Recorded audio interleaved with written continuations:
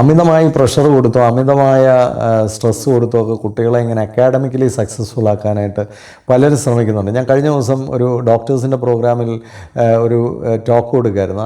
ആ programme photography ചെയ്തുകൊണ്ടിരുന്ന photographer ആ കോഫി ടൈമിൽ എന്നോട് പറഞ്ഞത്, സാറേ ഞാനൊരു വീട്ടിൽ കണ്ട കാഴ്ചയാണ്, 4ാം ക്ലാസ്സിൽ പഠിക്കുന്നൊരു കുട്ടി ടോയ്ലറ്റിൽ ഇരിക്കുകയാണ്, അമ്മ പുറത്ത് നിന്നുകൊണ്ട് അവനെ മാത്തമാറ്റിക്സ് ടേബിൾ പഠിപ്പിക്കുകയാണ്. ടോയ്ലറ്റിൽ പോലും സമാധാനമായിട്ട് പോകാൻ കഴിയാതെ കുട്ടികളെയൊക്കെ അമിതമായി ഞെക്കിപ്പിഴിഞ്ഞ് അമിതമായി പ്രഷർ കൊടുത്ത് അമിതമായി തല്ലിപ്പഴിപ്പിച്ചൊക്കെ അക്കാഡമിക്കലി മിടുക്കരാക്കാൻ ശ്രമിക്കുകയാണ്.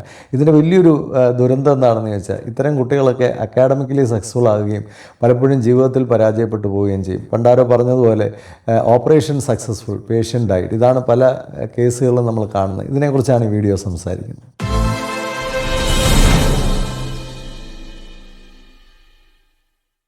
ക്ലാസ്സിലൊക്കെ ഫസ്റ്റ് കിട്ടുന്ന കുട്ടികളെയൊക്കെ നമുക്ക് എല്ലാവർക്കും വലിയ ഇഷ്ടമാണ്. പ്രത്യേകിച്ച് സ്കൂളിലൊക്കെ അത്തരം കുട്ടികളെയാണ് ടീച്ചേഴ്സിനൊക്കെ വളരെ കാര്യം. അത്തരം കുട്ടികളെ പേരൻസിനും വലിയ ഇഷ്ടമാണ്.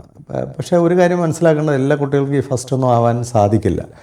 ഈ നാച്ചുറലായിട്ട് ഫസ്റ്റ് വരുന്ന കുട്ടികളുമുണ്ട്, നമ്മളങ്ങനെ പ്രഷർ ചെയ്ത് ഫസ്റ്റ് ആക്കുന്ന കുട്ടികളുമുണ്ട്. നാച്ചുറലായിട്ട് ഫസ്റ്റ് വരുന്ന കുട്ടികളെന്ന് പറയുന്നത് അവർക്ക് ഭയങ്കരമായിട്ടുള്ള ഇൻ്റലിജൻസ് ഉള്ളവരാണ്, അവർക്കൊരു മൾട്ടി ഫേസറ്റഡ് ഒരു ക്വാളിറ്റീസൊക്കെ ഉള്ളവരാണ്. അവർ പഠിക്കുന്നതോടൊപ്പം തന്നെ മറ്റു കാര്യങ്ങളൊക്കെ ഡെവലപ്പ് ചെയ്യുകയും അവർ നല്ല ഒരു ഫുള്ളി ഓർഗനൈസ്ഡ് ഫുള്ളി കംപ്ലീറ്റഡ് ഒരു പേഴ്സണായിട്ട് രൂപാന്തരപ്പെടുകയും ചെയ്യും. എന്നാൽ ഇത് കണ്ടുകൊണ്ട് അത്രയും എബിലിറ്റി ഇല്ലാത്ത കുട്ടികളെ ഇങ്ങനെ പ്രഷർ ചെയ്ത് ട്യൂഷൻ കൊടുത്തും കോച്ചിങ് കൊടുത്തും ഒക്കെ ഈ ഫസ്റ്റും സെക്കൻഡും ആക്കാനായിട്ടൊക്കെ ഓടി നടക്കുന്ന കുറേ പേരൻസ് ഉണ്ട്. അവരുടെ ജെനറ്റിക്സ് പോലും അല്ലെങ്കിൽ ആ ജെനറ്റിക്സിലൂടെ കിട്ടിയ ഇൻ്റലിജൻസിൻ്റെ ക്വാളിറ്റി പോലും അവർ ചിന്തിക്കുന്നില്ല. പക്ഷേ കുട്ടിയെ ഫസ്റ്റ് ആക്കിയേ പറ്റുള്ളൂ.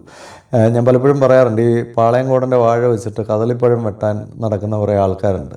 അത് കുഴപ്പമില്ല. പക്ഷേ അതിൻ്റെ ഒരു വലിയ ദുരന്തം എന്താണെന്ന് ചോദിച്ചാൽ, ഇത്തരം കുട്ടികൾ ഫസ്റ്റും സെക്കൻഡും തേർഡും ഒക്കെ ആയെങ്കിലും ഇവർ ജീവിതത്തിൽ പലപ്പോഴും പരാജയപ്പെട്ടു പോകും.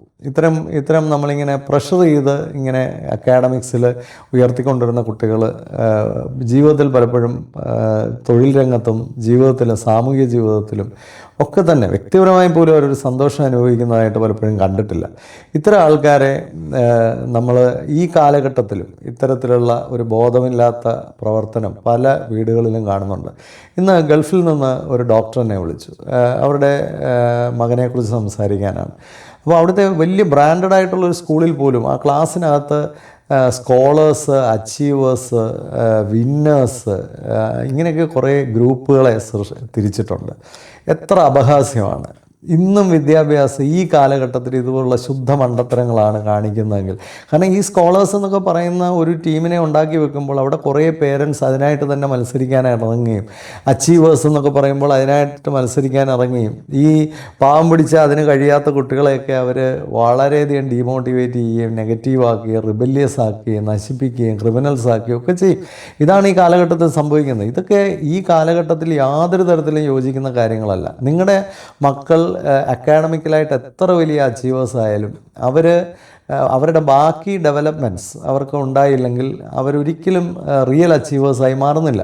4 പ്രാവശ്യം നീറ്റ് റിപ്പീറ്റ് ചെയ്ത ഒരു കുട്ടിയെ ഞാൻ പരിചയപ്പെട്ടു. 4 പ്രാവശ്യമാണ് ആ കുട്ടി നീറ്റ് റിപ്പീറ്റ് ചെയ്തത്.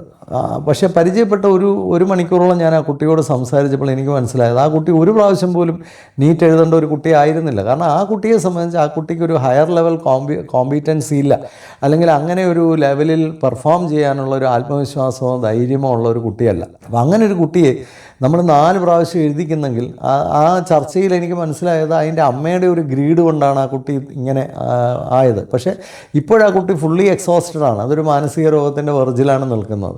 അപ്പോൾ ഇങ്ങനെയുള്ള അവസ്ഥ ധാരാളം കുട്ടികൾക്ക് ഉണ്ടാകുന്നുണ്ട്. കാരണം കുട്ടികളെ അമിതമായി പ്രഷർ ചെയ്ത് അക്കാഡമിക്കലി വലിയ മിടുക്കരാക്കാനുള്ള ഒരു ശ്രമം, അതെന്തോ സംഭവമാണെന്ന് വിചാരിക്കുക. ഒന്ന് ആലോചിച്ച് നോക്കുക. ഇനി ഡോക്ടർ ആയാലും എഞ്ചിനീയർ ആയാലും എന്ത് ജോലി എന്ത് പഠിച്ചാലും കുട്ടികൾക്ക് ആ പഠിച്ച മേഖലയിൽ ജോലി കിട്ടണമെന്ന് പോലും യാതൊരു ഉറപ്പും ഇല്ല. നാളെ വരാൻ പോകുന്ന മാറ്റങ്ങളെക്കുറിച്ച് നമുക്ക് യാതൊരു തിട്ടവുമില്ല. അപ്പോൾ അങ്ങനെ ഒരു സാഹചര്യത്തിൽ നമ്മൾ കുട്ടികളെ സമഗ്രമായി വികസിപ്പിച്ച് കൊണ്ടുവരിക എന്നുള്ളതാണ് ഏറ്റവും പ്രധാനമായ കാര്യം. എനിക്കറിയാവുന്ന ഒരു പയ്യനുണ്ടായിരുന്നു. അവൻ്റെ അച്ഛനും അമ്മയും ടീച്ചേഴ്സാണ്. അങ്ങോട്ട് വിടത്തില്ല ഇങ്ങോട്ട് വിടത്തില്ല, എപ്പോൾ കണ്ട നേരം അവനെ പഠിപ്പീരാണ്. അങ്ങനെ പഠിപ്പിച്ച് അവനെ IIT-യിലൊക്കെ എത്തിച്ചു. പക്ഷേ അവൻ ഒരിക്കൽ പോലും സമാധാനത്തോടെ ജോലി ചെയ്യുകയോ അവനൊരു സ്ഥിര ജോലി ലഭിക്കുകയോ അല്ലെങ്കിൽ ഒന്നും ചെയ്തില്ല. അവസാനം അവനൊരു സന്യാസ സമൂഹത്തിൽ പോയി ഒരു സന്യാസിയുടെ പുറകിനെ പോയി അങ്ങനെ ജീവിതം അവസാനിപ്പിച്ചു. ഇതാണ് അവനെക്കുറിച്ചുള്ള കാര്യം. കാരണം എന്താണെന്ന് വെച്ചാൽ അവനൊരു ആത്മവിശ്വാസമില്ല, അവനൊരു ധൈര്യമില്ല. ഞാൻ ഈ 4 പ്രാവശ്യം നീറ്റ് പഠിച്ച കുട്ടി 99% മാർക്കുള്ള കുട്ടിയാണ്. ആ കുട്ടിയെ സംബന്ധിച്ച് ആ കുട്ടിക്ക് ഒരു ആത്മവിശ്വാസമില്ല, ധൈര്യമില്ല, ഒരു ഹയർ ലെവൽ കോമ്പിറ്റൻസി ഇല്ല. ഇങ്ങനെയുള്ള കുട്ടികൾക്ക് കുറേ മാർക്ക് മാത്രം ഉണ്ടാക്കാനായിട്ട് മാതാപിതാക്കൾ ഈ കാലഘട്ടത്തിൽ നടക്കുന്നു എന്നുള്ളത് ഒരു ദുരന്ത അവസ്ഥയാണ്. കാരണം ഈ കാലഘട്ടത്തിൽ ഇത്തരത്തിലുള്ള മാർക്കിനൊന്നും യാതൊരു വാല്യൂ ഇല്ല.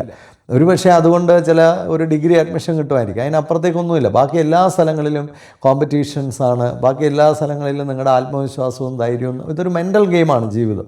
പലപ്പോഴും നമ്മുടെ മൈൻഡിൻ്റെ ഒരു സ്ട്രെങ്താണ് എല്ലായിടത്തും ടെസ്റ്റ് ചെയ്യപ്പെടുന്നത്.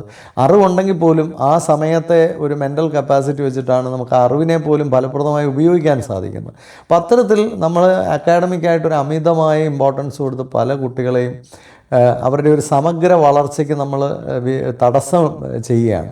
ഈ ക്ലാസ്സിലൊക്കെ ഫസ്റ്റ് നിൽക്കുന്ന പല കുട്ടികളും അവർക്കൊരു സോഫ്റ്റ് സ്കിൽസ് ഇല്ല, ലൈഫ് സ്കിൽസ് ഇല്ല, സമൂഹത്തിൽ നടക്കുന്ന ഒരു കാര്യങ്ങളെപ്പറ്റി ഒരു അറിവില്ല, ബന്ധങ്ങളില്ല, സുഹൃത്തുക്കളില്ല, കളികളില്ല, കലയില്ല, സംസ്കാരമില്ല. ഇതൊന്നുമില്ലാതെ ഒരു തരത്തിലേക്ക് അവരെ കൊണ്ടുപോവുകയാണ്. അവരും ഈ ക്ലാസ്സിലെ ഏറ്റവും പുറകിലിരിക്കുന്നവരും തമ്മിൽ നാളെ ഒരുപക്ഷെ ക്ലാസ്സിൽ പുറകിലിരിക്കുന്ന കുട്ടികൾക്ക് ലൈഫ് സ്കില്ലെങ്കിലും ഉള്ളതുകൊണ്ട് അവരെങ്ങനെങ്കിലുമൊക്കെ ലോകത്ത് സർവൈവ് ചെയ്യും.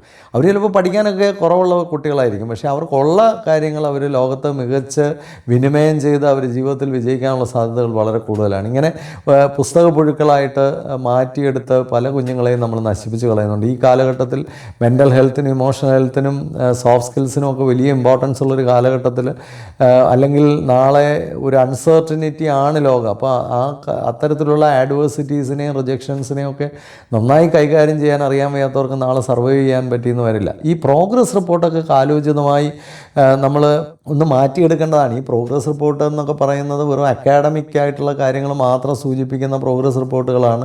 അതിന് മാത്രം ഇമ്പോർട്ടൻസ് കൊടുത്ത് ഡിസൈൻ ചെയ്ത് വെച്ചിരിക്കുന്ന പ്രോഗ്രസ് റിപ്പോർട്ട്, ഇതൊക്കെയാണ് സ്കൂൾ ലെവലിൽ നമ്മൾ മാറ്റേണ്ടത്. കാരണം ഇതൊക്കെ ഒരു ലോവർ ലെവലിലുള്ള മാതാപിതാക്കളെ, കുട്ടികളെ കഠിനമായി മത്സരത്തിന് വേണ്ടി തയ്യാറാക്കാനും മാർക്ക് വാങ്ങിപ്പിക്കാനും മാത്രമായിട്ട് ശ്രമിക്കുന്ന ഒരു രീതി. എനിക്ക് തോന്നുന്നു പാർട്ടിസിപ്പേഷനെയാണ് കൂടുതൽ പ്രോഗ്രസ് റിപ്പോർട്ടിലൊക്കെ നമ്മൾ ഉയർത്തിക്കൊണ്ടുവരേണ്ടത്. കാരണം എന്തെല്ലാം കാര്യങ്ങളിൽ കുട്ടി പാർട്ടിസിപ്പേറ്റ് ചെയ്യുന്നു, എവിടെയെല്ലാം കുട്ടി വളരെ അഡ്ജസ്റ്റ് ചെയ്യുന്നു, എവിടെയൊക്കെ അവൻ്റെ ലീഡർഷിപ്പ് കാണിക്കുന്നു, എവിടെയൊക്കെ നന്നായിട്ട് കമ്മ്യൂണിക്കേറ്റ് ചെയ്യുന്നു. കുട്ടിയുടെ പേഴ്സണാലിറ്റിയെ പറ്റി ഒരു അസസ്മെൻറ്റ് പ്രോഗ്രസ് റിപ്പോർട്ടിൽ വരുന്നില്ല. കുട്ടിയുടെ സ്കിൽസിനെ പറ്റിയുള്ളൊരു അസസ്മെൻറ്റ് വരുന്നില്ല, ആറ്റിറ്റ്യൂഡിനെ പറ്റിയുള്ളൊരു അസസ്മെൻറ്റ് വരുന്നില്ല. ഇനി കുട്ടികളെ കണ്ടെത്തുന്നില്ല. അതാണ് വേറൊരു വലിയ പ്രശ്നം എന്ന് പറയുന്നത്. അവരെ സ്വയം കണ്ടെത്താൻ പോലും ഈ 4 പ്രാവശ്യം നീറ്റ് എഴുതിയ കുട്ടിയുടെ പ്രശ്നം എന്താ? ആ കുട്ടി യഥാർത്ഥത്തിൽ she is fighting for a wrong aim in our life. ആ കുട്ടിക്ക് ചേർന്നതോ പറ്റിയതോ ആയ ഒരു ലക്ഷ്യത്തിന് വേണ്ടി അല്ല കുട്ടി പോരാടുന്നത്. ആവശ്യമില്ലാത്ത ഒരു മിസ്പ്ലേസ്ഡ് ഗോളിനെതിരെയാണ് ആ കുട്ടി മത്സരിച്ചുകൊണ്ടിരിക്കുന്നത്. സത്യം പറഞ്ഞാൽ ആ കുട്ടിയിലൊരു ഡോക്ടർ ഇല്ല. അങ്ങനെ ഒരാളിനെ നമുക്ക് ഡോക്ടറാക്കിയാൽ തന്നെ എന്ത് ഗുണമാണ് ഉണ്ടാകുന്നത്? പക്ഷേ അവിടെയാണ് നമ്മൾ ഒരു പ്രോഗ്രസ് റിപ്പോർട്ടൊക്കെ ചെറിയ ക്ലാസ് മുതലേ ഒരു സമഗ്രമായ വ്യക്തിത്വ വികസനത്തിനും അവരെ കണ്ടെത്താനുള്ള, അല്ലെ അവരാരാണ്, അവരുടെ സ്കിൽ എവിടെയാണ്, അവരുടെ സ്ട്രെങ്ത് എവിടെയാണ്, അവരുടെ ആറ്റിറ്റ്യൂഡ് എവിടെയാണ്, ആപ്റ്റിറ്റ്യൂഡ് എന്താണ്, പേഴ്സണാലിറ്റി എന്താണ്, ഇതൊക്കെ കൊണ്ട് അവർക്ക് ആകാൻ പറ്റുന്ന ഏറ്റവും മികച്ച മേഖല ഏതാണ്, ഇത്തരം കാര്യങ്ങളൊക്കെ കണ്ടെത്തുമ്പോഴാണ് അവർ റിയലി പ്രോഗ്രസ്ഡ് ആവുന്നത്. വിദ്യാഭ്യാസം എന്ന് പറയുന്നത് ഇപ്പോഴത്തെ നിലയിൽ വിദ്യാഭ്യാസം എന്ന് പറയുന്നത് ഒരു സാക്ഷരത മാത്രമാണെന്ന് തെറ്റിദ്ധരിപ്പിക്കുകയാണ് മാതാപിതാക്കളെ. അതുകൊണ്ടാണ് ഈ മാതാപിതാക്കളൊക്കെ അനാവശ്യമായ റാറ്റ് റേസിനായിട്ട് ഇറങ്ങിത്തിരിക്കുന്നത്. സത്യം പറഞ്ഞാൽ വിദ്യാഭ്യാസം എന്ന് പറയുന്നത് സമഗ്രമായ ഒരു വികസനമാണ്, വ്യക്തിത്വ വികസനമാണ്, സാംസ്കാരിക വികസനമാണ്. ഒരു കുട്ടി അവനെ കണ്ടെത്തുന്നതാണ്. ഇത്തരത്തിലുള്ള ഒരു ഭാഗത്തേക്ക് വിദ്യാഭ്യാസം ഉയരുന്നേയില്ല. ഇന്നും ആധുനിക സ്കൂളുകളും ബ്രാൻഡഡ് സ്കൂളുകളും ഒക്കെ സ്കോളേഴ്സിനെ തപ്പി നടക്കുന്നു എന്നൊക്കെ പറയുമ്പോൾ എത്ര ദുരന്തമാണ് ലോകത്തെ വിദ്യാഭ്യാസം എന്നൊക്കെ നമ്മൾ തിരിച്ചറിയണം. വലിയ കോൺസെപ്റ്റൊക്കെ പല സ്കൂളുകളും പറയും, പക്ഷേ അൾട്ടിമേറ്റ്ലി ആ പ്രോഗ്രസ് റിപ്പോർട്ട് നോക്കുമ്പോൾ അവിടെ മാർക്കിന് മാത്രം ഇമ്പോർട്ടൻസ് കൊടുത്തുകൊണ്ടുള്ളൊരു പരിപാടിയാണ്. അതല്ലാതെ ഒരു വിദ്യാഭ്യാസത്തെ പറ്റി ചിന്തിക്കാനോ അതിനനുസരിച്ച് കുട്ടികളെ രൂപാന്തരപ്പെടുത്താനോ നമ്മുടെ സംവിധാനങ്ങളൊക്കെ വലിയ പരാജയമാണെന്നുള്ളതാണ് വാസ്തവം. അതുകൊണ്ട് ഇനിയെങ്കിലും ഇത്തരത്തിലുള്ള ഒരു മാറ്റം നമുക്ക് ഉണ്ടാവണം. ഈ ക്ലാസ്സിലൊക്കെ എപ്പോഴും ടീച്ചേഴ്സ് പറയുന്ന ഒരു കാര്യമാണ് ഡോണ്ട് ടോക്ക് എന്നൊക്കെ പറഞ്ഞിട്ട് ഇങ്ങനെ അടക്കിയിരുത്താനൊക്കെ ശ്രമിക്കുന്നത്. അതുകൊണ്ടാണ് കുട്ടികൾക്ക് കമ്മ്യൂണിക്കേഷൻ സ്കിൽ ഇല്ലാതെ വരുന്നത്. അത്തരത്തിലുള്ള കാര്യങ്ങളിലൊക്കെ വലിയ മാറ്റങ്ങൾ വരണം. കുട്ടികളൊക്കെ അത്യാവശ്യം ഒന്ന് സംസാരിക്കാനും ഇടപെടാനും ഫ്രണ്ട്സ് ഉണ്ടാക്കാനും ഒക്കെയുള്ള സാഹചര്യങ്ങളിലൂടെ വിദ്യാഭ്യാസത്തിൽ രൂപപ്പെടണം. അല്ലാതെ ഒരു ടിപ്പിക്കൽ സൈലൻറ്റ് ക്ലാസ് റൂം മാത്രം ക്രിയേറ്റ് ചെയ്തോ, ഇതെന്താ സെമിത്തേരിയോ വല്ലതും ആണോ? കുട്ടികൾ വളരണ്ടേ, അവർക്ക് സൗഹൃദങ്ങൾ ഉണ്ടാകണ്ടേ, റിലേഷൻഷിപ്പ് ഉണ്ടാകണ്ടേ, വ്യക്തിത്വ വികസനം ഉണ്ടാവണ്ടേ, അവരെ കളിക്കണ്ടേ? ഇതിനൊക്കെ അവസരങ്ങൾ എവിടെയാണ്? ഇനി ഇത് സ്കൂൾ കഴിഞ്ഞാലോ നേരെ ട്യൂഷൻ സെൻറ്ററിലോട്ടും കോച്ചിങ് സെൻറ്ററിലോട്ടും പോകുന്ന കുട്ടികൾ, ഇത് കഴിഞ്ഞ് വർഷങ്ങളുടെ കോച്ചിങ്. എവിടെയാണ് കുട്ടികളുടെ വ്യക്തിത്വ വികസനം ഉറപ്പാക്കുന്നത്? അതുകൊണ്ടെന്താ ജോലി കിട്ടുന്നില്ല. ഇനി ജോലി കിട്ടിയാൽ തന്നെ ജോലിയിൽ ഹാപ്പിയല്ല, അല്ലെങ്കിൽ അത് നിലനിർത്താൻ പറ്റുന്നില്ല. വിവാഹമില്ല, വിവാഹത്തിൽ ചെന്നാൽ തന്നെ അത് അടിച്ചു പിരിയുന്നു. ഇത്തരം ആൾക്കാർ കുട്ടികളെ വളർത്തിയാൽ ആ കുട്ടികളുടെ കഷ്ടകാലമാണ്. ഇങ്ങനെ ഇതൊരു ചെയിനായിട്ട് ഇങ്ങനെ ഒരു സൈക്കിളായിട്ട് ഇങ്ങനെ മുമ്പോട്ട് പോയിക്കൊണ്ടേയിരിക്കുകയാണ്. എവിടെയെങ്കിലും ഇതിനൊരു റിവേഴ്സൽ ആവശ്യമല്ലേ? മാതാപിതാക്കൾ ചിന്തിക്കുക, അധ്യാപകർ ചിന്തിക്കുക, സമൂഹം ചിന്തിക്കുക. ഇത് വാച്ച് ചെയ്യുന്ന എല്ലാ സബ്സ്ക്രൈബേഴ്സിനും, ഇത് വാച്ച് ചെയ്യുന്ന എല്ലാവർക്കും എൻ്റെ നന്ദി അറിയിക്കുന്നു. നല്ലതെന്ന് തോന്നിയാൽ മറ്റുള്ളവർക്ക് കൂടെ ഒന്ന് ഷെയർ ചെയ്ത് കൊടുക്കുക. നമുക്ക് കാലോചിതമായ ഒരു മാറ്റം വിദ്യാഭ്യാസത്തിൽ ആവശ്യമാണ്. ഈ പുഴുങ്ങിയെടുത്തതും പ്രഷർ ചെയ്തുണ്ടാക്കിയതും ഒക്കെ സസ്റ്റെയിൻ ചെയ്യാൻ വലിയ ബുദ്ധിമുട്ടായിരിക്കും, അത് പരാജയപ്പെടും.